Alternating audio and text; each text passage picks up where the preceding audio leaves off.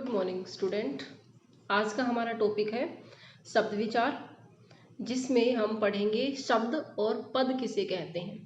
शब्द किसी निश्चित अर्थ को प्रकट करने वाले वर्ण समूह को हम शब्द कहते हैं।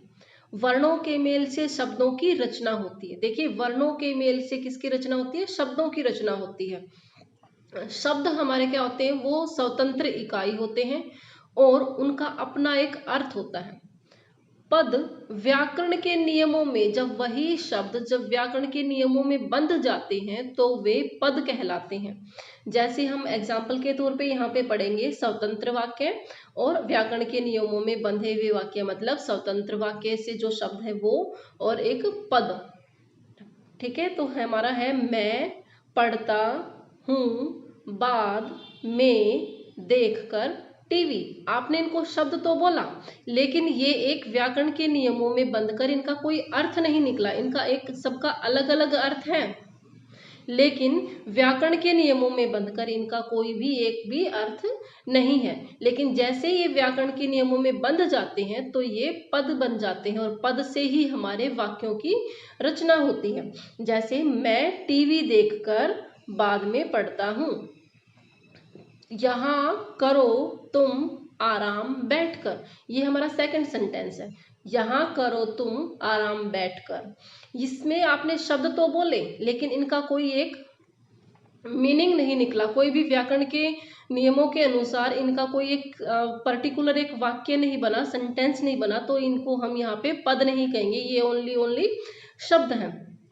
पद कब बनेंगे? जब ये व्याकरण के नियमों में बंधकर एक वाक्य की रचना कर देंगे। जैसे तुम यहाँ बैठकर आराम करो। अब ये सारे के सारे शब्द क्या बन गए? पद बन गए, क्योंकि पदों से ही वाक्यों की रचना होती है। अब नेक्स्ट है हमारा शब्दों के मेल से वाक्य और वाक्यों के मेल से भाषा बनती है। शब्दों के मेल से क्या बनते हैं? वाक्य, और वाक्यों के मेल से क्या बनती है? भाषा बनती है। वाक्यों में पदों का सामान्य जो क्रम है वो है हमारा, पहले आएगा कर्ता, फिर आएगा कर्म, और फिर उसका आएगा क्या? अंत में क्या आ जाएगी? क्रिया आ जाएगी। पहले हमारा आ जाएगा कर्ता, मतलब जो हम काम कर रहे हैं वो आ जाएगा। उसके बाद हमारा उसका जो कर्म है, जो वो काम कर रहा है वो, और फिर उसके अंत में उसकी क्रिया आ जाएगी। जैसे एग्जाम्पल से हम समझते हैं, मोहन खाना खाता है। मोहन खाना खाता है। मोहन यहाँ पे क्या है? मोहन यहाँ पे हो गया हमारा कर्ता, और उसने क्या काम किया? खाने का। ठीक है, और क्रिया क्या की? खाना। देखो, खाना खाता है, खाता यहाँ पे क्रिया है, और खाना मतलब भोजन। हम यहाँ पे इसको खाना की जगह पे हम भोजन बोलेंगे, क्योंकि खाना से शायद आपको वो क्रिया समझ में आएगी कि शायद क्रिया है, लेकिन नहीं। जैसे मोहन भोजन खाता है, जो भोजन है वो भोजन उसका कर्म है, वो कर्म कर रहा है अपना, क्या करने का? भोजन खाने का। लेकिन जो खाता है वो क्या आ गई यहाँ पे? क्रिया। तो मोहन भोजन खाता है। मोहन क्या हो गया? कर्ता, भोजन उसका कर्म, और खाता है उसकी क्रिया हो गई।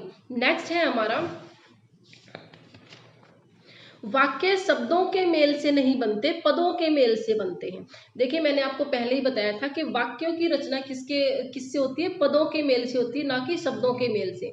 शब्द तो हमारे स्वतंत्र भी होते हैं, लेकिन जब वो व्याकरण के नियमों में बंध जाते हैं तो वो हमारे क्या कहलाते हैं? पद कहलाते हैं, और पदों के मेल से ही हमारे वाक्यों की रचना होती है। शब्दकोश में शब्द होते हैं, पद नहीं होते। शब्दों के मैंने आपको पहले ही बताया था, शब्दों का एक स्वतंत्र इकाई होती है और उनका अपना एक अर्थ होता है। लेकिन पद जब बनते हैं तब वो एक व्याकरण के नियमों में बंधकर वाक्य की रचना करते हैं, तभी वो पद कहलाते हैं। अदरवाइज जब तक हम उनको अलग अलग बोल रहे हैं वो क्या रहते हैं? हमारे शब्द रहते हैं। तो वाक्य और भाषा में पद होते हैं। वाक्य और भाषा में क्या होते हैं? पद होते हैं, क्योंकि वाक्य की रचना पदों से होती है और भाषा की रचना भी पदों से होती है। वाक्य बनकर के भाषा कहलाती है।